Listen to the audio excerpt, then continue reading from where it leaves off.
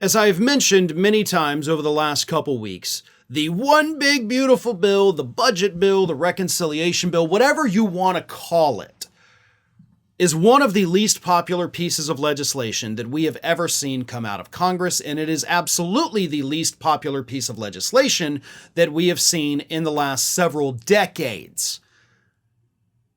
Its approval rating is underwater by 35 points. So a vast majority of Americans disapprove of this versus those who approve of it. And yes, it includes the cuts to Medicaid. It includes the tax giveaways for the wealthy elite that are actually paid for by that $800 billion cut to Medicaid and the Supplemental Nutritional Assistance Program. We're taking money, we're taking food and healthcare away from low-income Americans to give the wealthiest people a 1.5% tax break. Okay, that's what I want people to understand here. It's not like they're going to watch their taxes, drop by 10, 20%. It's 1.5%. That's it. They won't give up 1.5% of their income. They would rather send poor people to die from a lack of food and health care. But nevertheless, this thing is in trouble. It has been stalled in the Senate for weeks now, and the Senate Parliamentarian has, of course, been just kind of picking it apart, taking provisions out here and there, saying, you can't do this. It is technically a reconciliation bill, which means it has to stick to firm budgetary issues. In other words, you can't actually have one big, beautiful bill, as Trump calls it all the time. You have to do all this separately, so the parliamentarian has been taking stuff out left and right, including recently some provisions, not all, but some, related to the cuts to Medicaid. Basically saying, like, you can't take Medicaid funding away from this. This is technically not a budget issue. This is, whatever specific issue it is, but it's not budget, even though it deals with money. Republicans in the Senate have said, we're not going to fight it.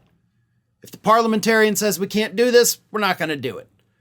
And the reason those Republicans are not putting up a fight, even though they literally can just defy the parliamentarian. They can't get in trouble for that, and they can still pass the legislation. They're choosing to not do it because they don't want these provisions in the bill. Because even the ones who want the cuts to Medicaid fully understand that this is likely going to cost them their jobs. So now they have this easy excuse of like, oh man, Donald, we totally wanted to do it, but like this woman over here says we can't, and I can't, my hands are tied. That's what they're doing. Meanwhile, Donald Trump, according to reports, is all over the place. He's on the phone with these people, calling them up, telling, get them done, damn it. I got to sign this on the 4th of July. And they're like, yeah, my hands are tied. So a lot of that. But that's just the beginning of it. The real problem that Donald Trump has with the one big beautiful bill is not coming from the Senate. It's coming from the House, which already passed it by one vote.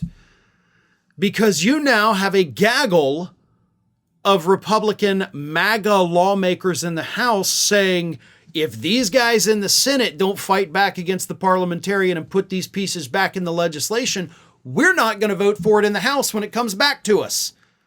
Marjorie Taylor Greene, Greg Stube, and Chip Roy have all been crystal clear in recent days that if you don't put those provisions back in, we're voting no.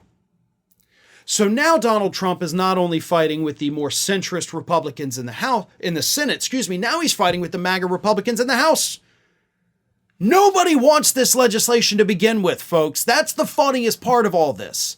The only person who desperately wants it to actually pass is Donald Trump. Because if it doesn't pass in this form, what's he going to do with his victory tour that's actually scheduled to start next week? I don't know if a lot of people know that, but a report came out from Axios just a couple days ago. Trump's plan all along has been to sign this on the 4th of July, go through the weekend, and then immediately start a nationwide full administration cross-country tour bragging about his bill. It's already been planned. J.D. Vance is going to be giving speeches. Trump is, other administration officials.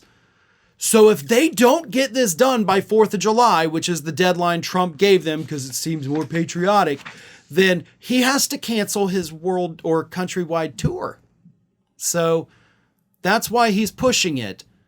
But at this rate, it doesn't look like it's going to happen. Thanks for watching today, everybody. And don't forget, if you're not already, please do subscribe to this channel. We have fresh content going up every single day, and I would really hate for you to miss out on that.